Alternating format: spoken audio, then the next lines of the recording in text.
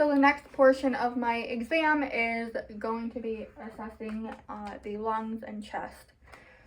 So in the beginning of before the video started, I did get the patient's vitals and his respiratory rate was 16, but that is best observed when they do not know that you are taking the respiratory count. I am noting that his breathing is non-labored. I do not know any sternal protrusions. I did want to note the AP lateral diameter, and it is 2:1, which is a normal finding, and that could indicate any barrel chest, and that was normal. So I did not note any use of accessory muscles, and no nasal flaring noted. So I am, just by listening, I do not know any adventitious sounds such as crackles, rhonchi, stridor. I did not know any friction rubs, but now I am going to auscultate with my stethoscope. So I am going to have you sit at the edge of your seat for me, please. And I am going to start with the front.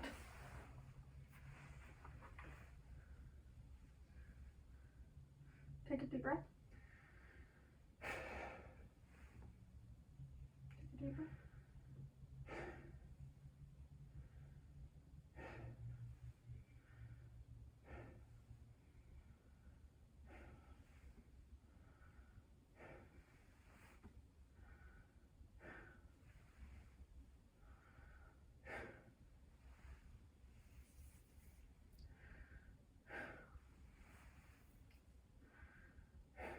Okay, now the back.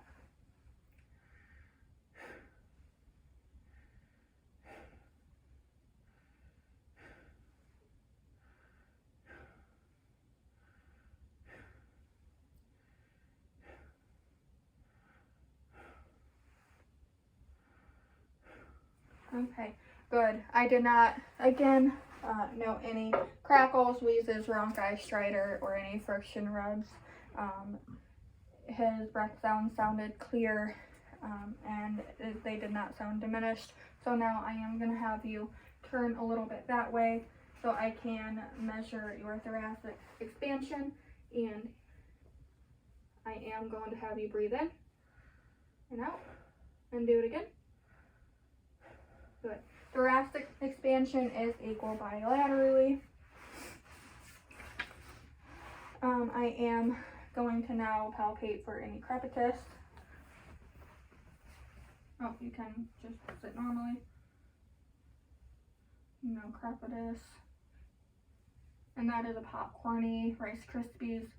Any tenderness with that? No. Good.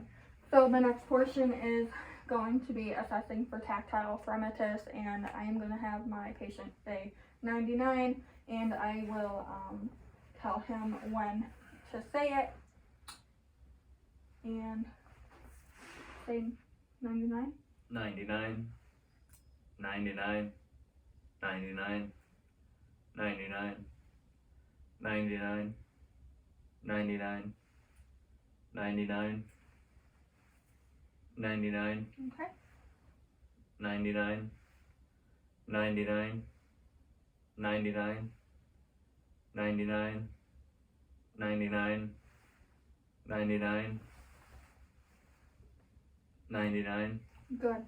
I did feel vibrations throughout the posterior and anterior portion of his lungs, and if I were to feel tactile fremitus, that could indicate consolidation or obstructive breathing. So now I am going to percuss the lung fields. So I am first going to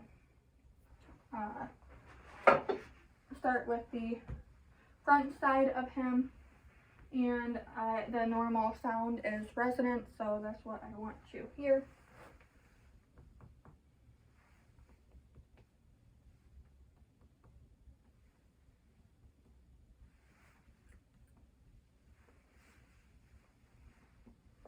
Okay, good. I'm going to have you sit back up.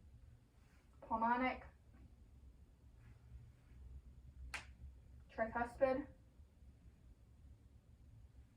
and mitral, or the point of maximal impulse. And I'm going to have you turn on your left side while we're laying down, if you can.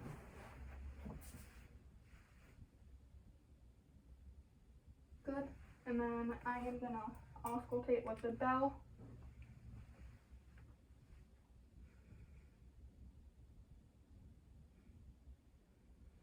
I do not know any murmurs. You can lay back on your back. Good job. Thank you. So the apical impulse is tested in 2 positions, laying and sitting, and I just did that for the laying portion. So I also just inspected the thrills. So next portion of this is going to be assessing your heart sounds. So first I'm going to be assessing the aortic, and that's at the first intercostal space, right sternal border, pulmonic, second intercostal space, left sternal border, Erb's point, tricuspid,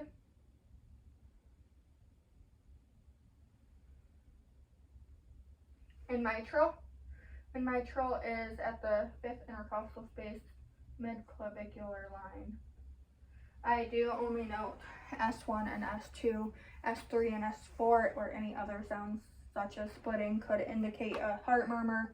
And now I am going to assess for heart murmurs using the bell of my stethoscope.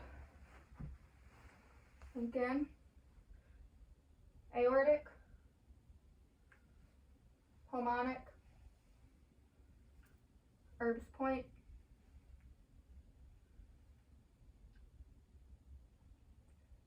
tricuspid, and mitral. I'm going to have you sit up for me, and I'm going to have you lean forward, hold your breath,